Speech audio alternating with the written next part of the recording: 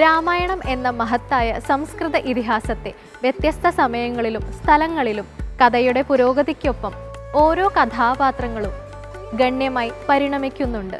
അതാണ് ഈ ഗ്രന്ഥത്തിൻ്റെ മഹത്വവും. വ്യാസൻ പകർന്നു നൽകുന്ന ഇന്നത്തെ കഥാപാത്രം ആരെന്ന് നോക്കാം വാത്മീകത്തിലൂടെ.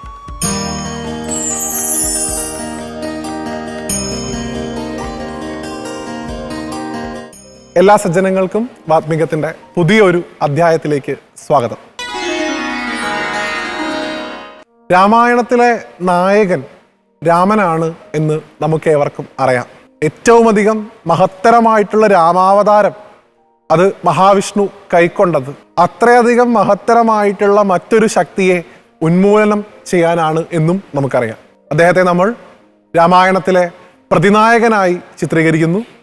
അദ്ദേഹമാണ് സാക്ഷാൽ ദശാനനൻ, രാവണൻ. സാക്ഷാൽ രാവണനെ കുറിച്ചാണ് നമ്മൾ ഇന്ന് വാത്മീകത്തിൻ്റെ ഈ അധ്യായത്തിൽ ചർച്ച ചെയ്യുന്നത്. രാവണൻ നമുക്കെല്ലാവർക്കും സുപരിചിതനാണ്. 10 തലകളുള്ളത് കൊണ്ട് ദശാനനൻ എന്ന പേരുണ്ട്. 20 കൈകളുണ്ട്. മഹാശക്തനാണ്. ബ്രഹ്മാവിനെ തപസ് ചെയ്ത് ഏറ്റവും ശക്തമായിട്ടുള്ള വരങ്ങൾ നേടിയിട്ടുള്ള ആളാണ്. അങ്ങനെ എല്ലാം കൊണ്ടും ഭഗവാൻ രാമന് ഒത്ത ഒരു എതിരാളിയായിരുന്നു രാവണൻ.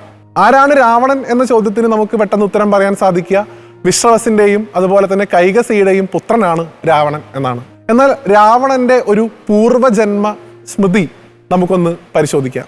യഥാർത്ഥത്തിൽ ആരാണ് ഈ രാവണൻ? രാവണൻ ഭഗവാന്റെ വിരോധിയാണോ? ഒരിക്കലുമല്ല. ഭഗവാന്റെ പാർഷദന്മാരായി വൈകുണ്ഠത്തിൽ ജോലി ചെയ്തിരുന്ന 2 പേർ, ജയനും വിജയനും, ഒരിക്കൽ ഭഗവാനെ കാണാനായി എത്തിയ സനകാദി മുനിമാരെ ജയവിജയന്മാർ അപമാനിക്കുന്നു.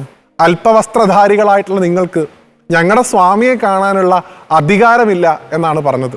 ഇത്രയധികം പവിത്രമായിട്ടുള്ള വൈകുണ്ഠത്തിൽ നിൽക്കുമ്പോൾ പോലും നിങ്ങൾക്ക് ഭേദഭാവമുണ്ടല്ലോ, അതുകൊണ്ട് നിങ്ങൾ ഇനി ഇവിടെ നിൽക്കാൻ യോഗ്യരല്ല എന്ന് പറഞ്ഞുകൊണ്ട് സനകാദി മുനിമാർ ജയവിജയന്മാരെ ശപിക്കുന്നു. അങ്ങനെ ശാപം കൊണ്ട അവരാണ് 3 ജന്മം അസുരന്മാരായി ജനിച്ചതത്രേ. അതിൽ തന്നെ ഏറ്റവും പ്രൗഢിയോടുകൂടി അവർ നിൽക്കുന്ന 2 പേരുകളാണ് രാവണനെന്നും കുംഭകർണനെന്നും. രാവണൻ പകുതി ബ്രാഹ്മണനും പകുതി രാക്ഷസനുമാണ്. അദ്ദേഹത്തിന്റെ അച്ഛൻ ബ്രാഹ്മണനും മഹാതപസ്വിയും അമ്മ കൈകസി രാക്ഷസിയുമാണ്. അദ്ദേഹത്തിന്റെ സഹോദരന്മാരായി കുംഭകർണൻ, വിഭീഷണൻ, ഒപ്പം തന്നെ സഹോദരിയായി ശൂർപ്പണഖയും ഉണ്ട്. എന്താണ് രാവണന്റെ ബലത്തിന് ആധാരം? അത് ബ്രഹ്മാവിൽ നിന്ന് കിട്ടിയ ഒരു വരം മാത്രമാണോ എന്ന് ചോദിച്ചാൽ തെല്ലൊന്ന് സംശയത്തോടു കൂടി മാത്രമേ നമുക്കതിന് ഉത്തരം പറയാൻ സാധിക്കുള്ളൂ. യഥാർത്ഥത്തിൽ അദ്ദേഹത്തിന്റെ ബലം എന്തെന്ന് ചോദിച്ചാൽ അത് ഏറ്റവും ഉത്തമനായിട്ടുള്ള ഒരു ശിവഭക്തനായിരുന്നു അദ്ദേഹം എന്നുള്ളതാണ്. മഹാദേവനെ എങ്ങനെയാണ് ഭജിക്കേണ്ടത്, മഹാദേവനോടുള്ള അതിയായിട്ടുള്ള പ്രേമം, മഹാദേവനോടുള്ള ഏറ്റവും ഉത്തുംഗ ശൈലത്തിലുള്ള ആരാധന രാവണൻ ഉണ്ടായിരുന്നു. എല്ലാ സമയത്തും ശിവദർശനം കിട്ടണം എന്നൊരാഗ്രഹം അദ്ദേഹത്തിന് ഉണ്ടായതിൻ്റെ പേരിലാണ് പ്രശസ്തമായിട്ടുള്ള കൈലാസത്തെ പോലും എടുത്തുയർത്താൻ അദ്ദേഹം തയ്യാറായിട്ടുള്ള ആ ഒരു ലീല നടക്കുന്നത്. ആ മഹാദേവൻ കനിഞ്ഞനുഗ്രഹിച്ച് നൽകിയ വാള്, ചന്ദ്രഹാസം എന്ന പേരുള്ള വാൾ, ആ വാളുകൊണ്ടാണ് തന്നെ തടഞ്ഞ ജടായു എന്ന പക്ഷിയുടെ ചിറകുകൾ ദശാനനൻ അരിഞ്ഞു വീഴ്ത്തുന്നത്. ഉത്തമയായിട്ടുള്ള ഒരു ഭാര്യ ഉണ്ടായിരുന്നു, പോരാളിയായിട്ടുള്ള ഒരു മകൻ ഉണ്ടായിരുന്നു, ലങ്ക എന്ന് പറയുന്ന അതിസമൃദ്ധിയുള്ള സ്വന്തം രാജ്യമുണ്ടായിരുന്നു. എന്നിട്ട് പോലും തൻ്റെ കാമ ആവശ്യങ്ങൾക്ക് വേണ്ടി സീതാദേവിയെ അപഹരിക്കുന്നിടത്താണ് രാവണന്റെ നാശം ആരംഭിക്കുന്നത്. വേദവതിയായിട്ടുള്ള ദേവി സീതയായിട്ട് പുനർജനിച്ചത് തന്നെ രാവണന്റെ നാശത്തിനാണ് എന്ന് പ്രക്ഷിപ്തമായിട്ടൊരു കഥ പറയും. എന്തു തന്നെയായാലും തൻ്റെ ശിവഭജനം കൊണ്ട് താൻ ആർജിച്ച ചൈതന്യം മുഴുവൻ പാപങ്ങൾ ചെയ്ത് കളഞ്ഞു കുളിച്ച ഒരു കഥാപാത്രം കൂടിയാണ് രാവണൻ എന്ന് പറയേണ്ടി വരും. എങ്ങനെ ഒരു ഭക്തനാവണം, എങ്ങനെ ഒരു ഭക്തനാകരുത്, രണ്ടും രാവണനിൽ നിന്ന് നമുക്ക് പഠിക്കാൻ സാധിക്കും. അങ്ങനെയുള്ള രാവണൻ സീതാപഹരണത്തിന് ശേഷം കൂടുതൽ പലരും വ്യാഖ്യാനിക്കുന്ന ഒരു കാര്യമാണ് സീതാദേവിയെ തൊട്ടുപോലും നോവിച്ചില്ല എന്നുള്ളത്. സീതയെ ലങ്കയ്ക്ക് അലങ്കാരമാക്കി രാവണൻ എന്നൊക്കെ പലരും വ്യാഖ്യാനിക്കുന്നത് കേട്ടിട്ടുണ്ട്. അതൊരിക്കലും രാവണന്റെ മേന്മയായിട്ട് നാം കാണേണ്ടതായിട്ടില്ല.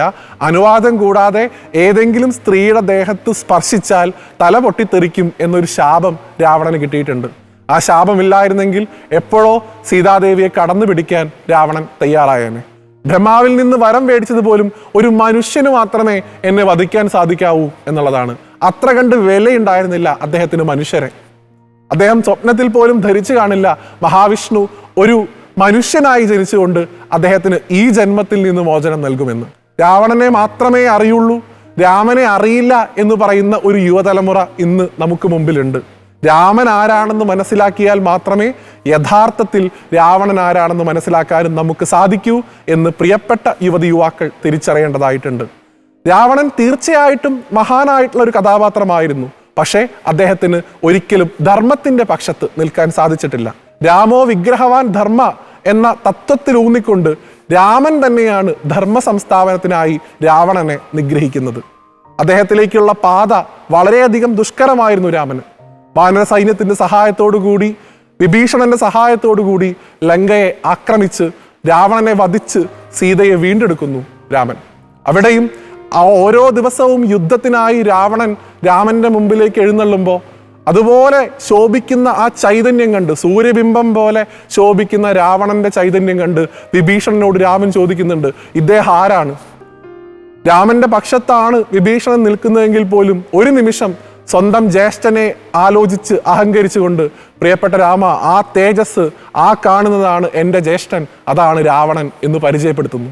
ഓരോ യുദ്ധത്തിന് മുന്നോടിയായും രണ്ടുപേരും അമ്പും വില്ലും താഴെ വെച്ച് പരസ്പരം കൈകൂപ്പി ഓം നമഃശിവായ എന്ന് പറഞ്ഞുകൊണ്ടാണത്രേ യുദ്ധം ആരംഭിച്ചിരുന്നത്.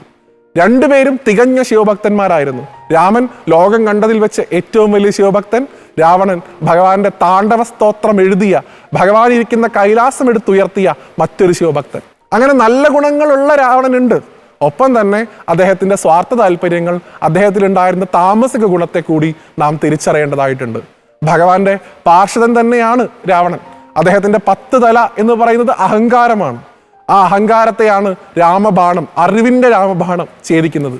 രാമനും രാവണനും എല്ലാം ചേർന്ന് തന്നെയാണ് രാമായണം. ഓരോരുത്തർക്കും അവരവരുടേതായിട്ടുള്ള മഹത്വമുണ്ട്. പക്ഷേ രാമനെ രാവണന്റെ പേരിൽ നിന്ദിക്കുന്ന ഒരു സ്ഥിതിവിശേഷം കൂടി ആധുനിക കാലഘട്ടത്തിൽ കണ്ടുവരുന്നുണ്ട്. അതും തീർച്ചയായും അധർമ്മത്തിന്റെ പാതയിലേക്കുള്ള വഴിയാണ്. ആ വഴിയും സ്വീകരിക്കാതിരിക്കാൻ പ്രത്യേകം മുൻകരുതലുകൾ ഓരോ രാമഭക്തരും എടുക്കണം ഈ രാമായണ മാസത്തിൽ എന്ന ഒരു ഓർമ്മപ്പെടുത്തലോടുകൂടി രാവണനെ കുറിച്ചുള്ള ഈ സംക്ഷിപ്ത വിവരണം ഇവിടെ അവസാനിക്കുന്നു. മറ്റൊരു അധ്യായത്തിൽ വീണ്ടും കാണുന്നത് വരെ എല്ലാവർക്കും നന്ദി, നമസ്കാരം.